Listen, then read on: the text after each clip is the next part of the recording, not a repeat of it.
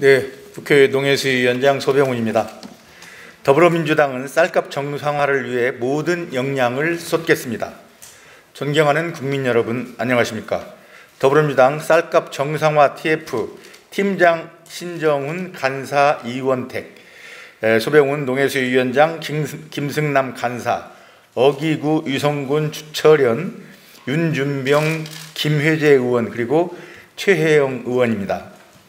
안타깝게도 농업인의 생사가 걸린 쌀값 정상화를 위한 국회 입법 처리가 늦어지고 있습니다. 지난주 국회 농림위 법안심사 소위에서 처리했던 양곡관리법, 이른바 쌀값 정상화법이 어제 전체회의에서 여당의 반대에 막혀 상정되지 못하고 지연되고 있습니다. 이후 여하를 막론하고 쌀값 폭락으로 하루하루 힘겹게 버티고 계신 농민 여러분께 참으로 죄송한 마음뿐입니다. 저희 더불어민주당이 이번 정기국회 내 법안 처리를 위해 모든 노력을 다하겠다는 각오의 말씀을 드립니다.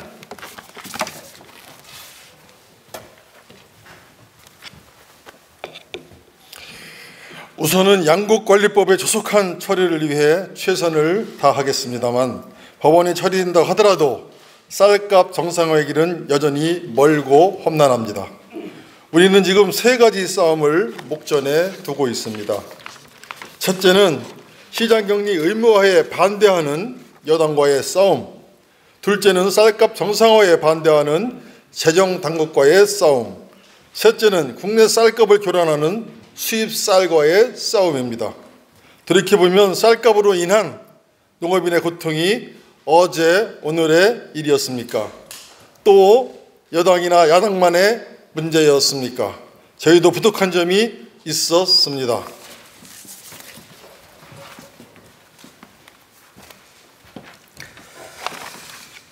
우리가 여당일 때는 국힘당의 윤석열 후보가 조속한 시장격리를 주장했고, 국힘당이 여당인 지금은 민주당의 이재명 대표가 쌀값을 내려달라고 외치고 있습니다. 여당과 야당이 번갈아가면서 농업인의 대변자를 자처했지만 애잔한 농업인들의 애간장만 녹였을 뿐 한 번도 속 시원한 대책은 없었습니다. 누가 정권을 잡더라도 쌀값 예산을 틀어쥐고 있는 보이지 않는 손에 휘둘리기는 마찬가지였습니다. 때로는 저임금 정책의 희생양으로, 때로는 물가 안정이라는 지상 목표를 위해 커피값만큼도 안 되는 쌀값과 농업인을 희생양으로 삼았습니다.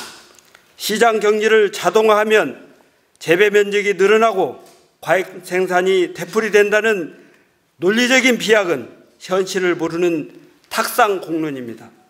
저희는 쌀값을 바라보는 재정당국의 일방적 인식과 왜곡된 시각을 과감히 교정해야 이번 사태의 본질을 직시할 수 있다고 생각합니다. 쌀 수급과 쌀값 정상화는 농업인뿐만 아니라 국민의 안정적인 삶을 위한 전제 조건입니다.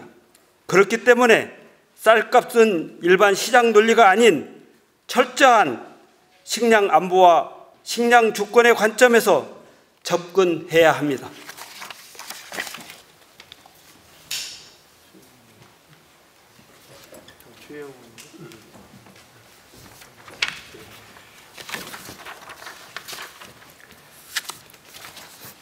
쌀 의무 수입 물량을 조정해서 국내 쌀 과잉 수급 문제를 해결하는 방안도 본격적으로 고민할 때입니다.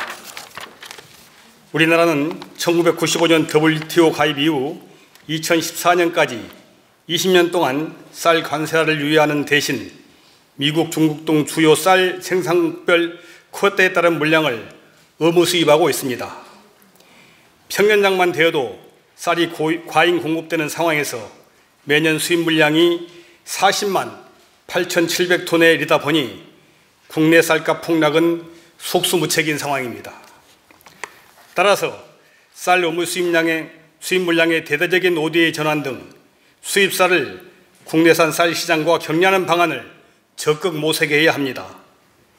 쌀 원조 확대는 농민의 시름을 덜고 국제적으로 한국의 위상을 높이는 윈윈 전략이 될 수 있을 것입니다. 최근 김진표 국무장께서도 한덕수 국무총리에게 이와 관련된 입장을 적극 개진하신 것으로 알고 있는데 정부에서는 연내에 과시적인 성과가 나올 수 있도록 발빠르게 움직여줄 것을 촉구합니다.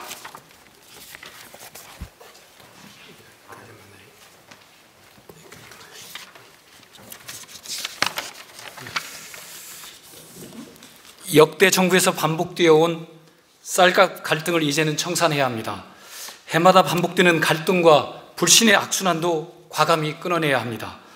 만성적인 쌀 수급 과잉을 방치하면 농업인의 고통은 가중되고 반복되는 시장 격리로 재정이 낭비될 수 있을 뿐만 아니라 사회적 갈등이 심화되고 지방 소멸은 가속화될 것입니다. 더 늦기 전에 여당과 야당이 정파적 이해관계를 떠나 머리를 맞대고 쌀값 정상화를 위한 근본적 해결 방안을 내놓아야 합니다. 이에 더불어민주당 쌀값 정상화 TF는 몇 가지 단기 과제와 근본적인 개선안을 제시하고자 합니다. 첫째, 단기적으로는 공급 과잉으로 촉발된 이번 쌀값 폭락에 대해서는 잔여 제공 물량과 신곡 초과 생산량을 더한 충분한 물량을 시장 격리로 조속히 확정하여 쌀값 정상화에 나서야 합니다. 둘째, 만성적인 생산 과잉은 타작물 재배와 같은 생산 면적 조정으로 해결해야 합니다. 해년마다 계속되는 과잉 생산을 언제까지 방치할 것인가, 생산 조정 예산을 세우고 예측 시스템을 고도화하면서 과잉 생산과 시장 격리로 인한 예산 낭비를 막아낼 수 있습니다.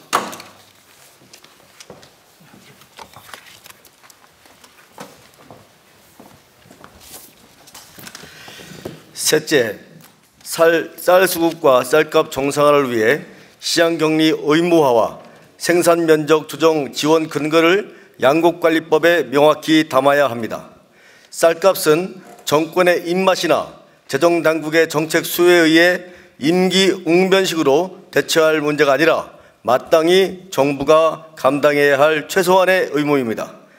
넷째, 정부는 쌀 수입 물량을 개선할 수 있도록 미국, 중국, 베트남 등 쌀 수출국과 재협상을 추진하고 수입쌀의 ODA 전환을 통해 국내산 쌀 시장과 격리하는 방안을 적극 모색해야 합니다.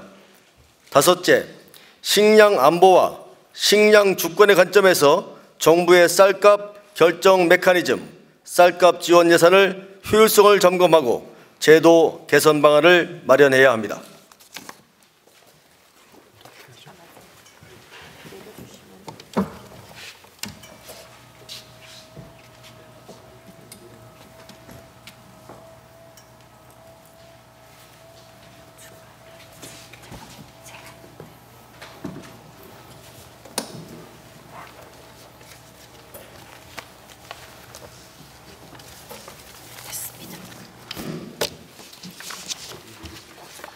존경하는 국민 여러분, 농촌은 뿌리요, 도시는 열매라고 합니다. 농민과 농촌이 살아야 지방 소멸을 막을 수 있습니다. 30년 동안 계속되어 온 쌀값으로 인한 사회적 갈등을 끝내야 합니다. 이상과 같은 목표를 관철시키기 위해 정기 국회 동안 적극적인 대정부 활동과 함께 오늘부터 26일 상임위 법안 통과 시까지 국회 본청 앞 국회의원 1인 릴레이 피켓 시위를 진행하고 이후 사항에 따라 항의 농성, 대국민 캠페인 등을 전개하고자 합니다.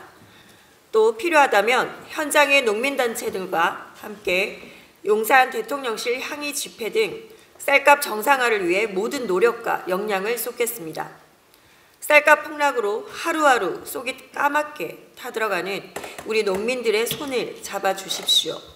쌀값 정상화를 위한 대국민 캠페인에 적극 동참해 주십시오. 감사합니다. 2022년 9월 21일 더불어민주당 쌀값 정상화 TF 국회의원 1동 이상입니다.